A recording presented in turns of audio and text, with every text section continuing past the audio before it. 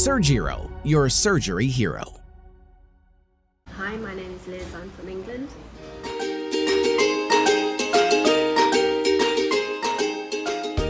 So my daughter Abby was in touch with Adam and she arranged the trip for me.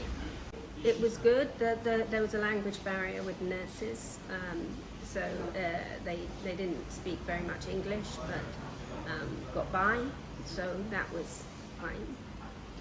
The doctor was excellent, I thought.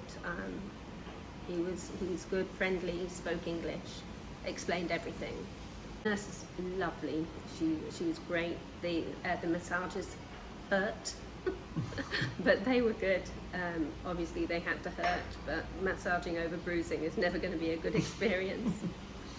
I'm really pleased with my results. So it can only be good. It was a great experience and I'm really happy.